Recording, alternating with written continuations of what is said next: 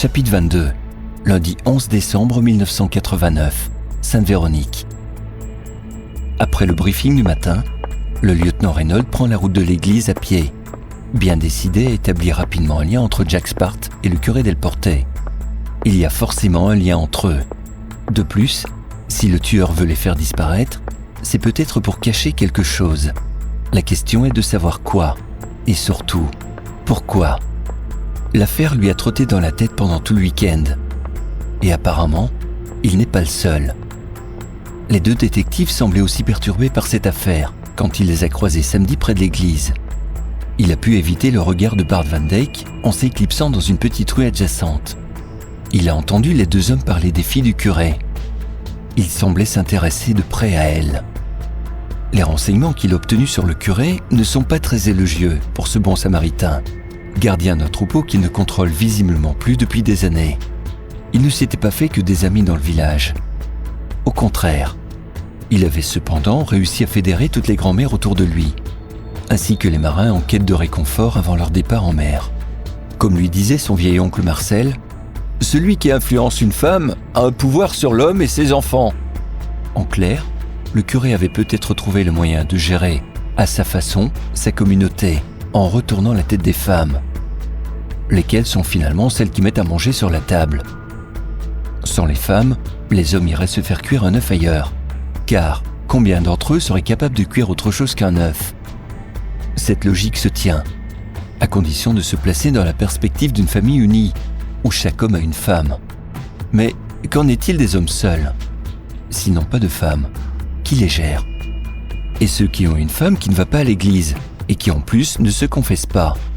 La stratégie du curé ne tient pas plus debout qu'un sac de patates vides. Mais quel est le lien avec le marin et les yeux coupés ?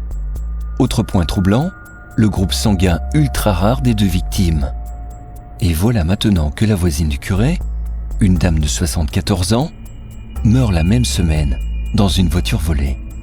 En plus, comme par hasard, c'est la mère adoptive de la deuxième fille recueillie par le curé. Là, ça fait trop de coïncidences. Le tueur est un psychopathe. Il connaît forcément les victimes. Il a préparé son coup et s'est bien renseigné, surtout pour connaître les groupes sanguins. Il n'y a pas d'autre explication. « Lieutenant ?» Une voix douce et timide le sort de ses pensées. « Lieutenant, pardon de vous déranger dans votre balade matinale. On peut vous proposer de monter avec nous ?» Oui, bien sûr. » Il monte à l'arrière de la voiture de police conduite par l'agent Berthier et ses collègues Chloé. Serge Reynolds était tellement absorbé par ses pensées qu'il a quitté le commissariat à pied, sans même prendre le temps de mettre son manteau. « C'est terrible ce qui est arrivé dans le village, hein, chef ?»« Oui, Berthier, mais on va trouver ce tueur. Il doit pas être loin. » Chloé, encore sous le charme de son week-end à Paris, a été immédiatement remise dans le bain en arrivant au commissariat. La seule vue de la mine grisâtre étendue du lieutenant parlait plus que 1000 mots. Des cernes noires bordant ses petits yeux ronds de cochon élevés à la ferme, pur produit de Normandie, Reynolds avait l'air aussi bien reposé qu'un marathonien n'ayant pas dormi depuis une semaine. « Vous allez bien, lieutenant ?»« Un peu fatigué, mais ça va aller. »« Et pour la bonne du curé, on fait quoi ?»« Quoi, Berthier ? Qu'est-ce qu'elle a, la bonne ? Vous n'avez pas entendu la femme du patron du bar de l'église ? Madame Lombray ? Quoi, Madame Lombray ? Expliquez-vous. » Elle vient de venir, juste après le briefing. Ah, vous étiez peut-être déjà parti. Ouais, je crois, je sais plus. Bon, quoi, abrégé ? Tout est fermé chez elle depuis vendredi soir. Personne ne l'a vue du week-end et les rideaux de sa maison sont encore fermés ce matin. Vous rigolez, là ? Non, lieutenant. Elle est peut-être partie en vacances dans sa famille ou chez des amis, chef. On va vérifier ça, Berthier. Qu'est-ce qu'on sait de cette dame ? Pas grand-chose. Elle a toujours habité là. Quand j'étais enfant, c'était déjà la bonne du curé. Ah, je l'ai souvent vue quand j'allais au catéchisme. Elle est impressionnante pour les enfants parce qu'elle est grande. Mais en fait, elle est gentille. Vous parlez bien de Marie-Louise Fayolle, Berthier ? Oui, affirmatif. On sait qu'elle s'est occupée de Min, une petite Asiatique qui l'a ramenée du Cambodge en 1970. Elle a vécu chez elle jusqu'à sa majorité. Une fille très douce et polie. Les voisins décrivent Madame Fayolle et les deux filles du curé comme très serviables, agréables et bien équilibrées. Elle a de la famille, cette Madame Fayolle ? Ah, pas que je sache, chef. D'ailleurs, on n'a vu personne se pointer ici depuis la publication de l'affaire dans les journaux. Hein. C'est vrai, lieutenant. On n'a vu personne d'extérieur au village venir chez la bonne ou chez la voisine, tuée par l'accident de voiture. Personne? Vous êtes sûr? On n'a pas de policier H24 sur le site, chef. Si quelqu'un est venu pendant la nuit, on ne l'a pas vu. Ouais.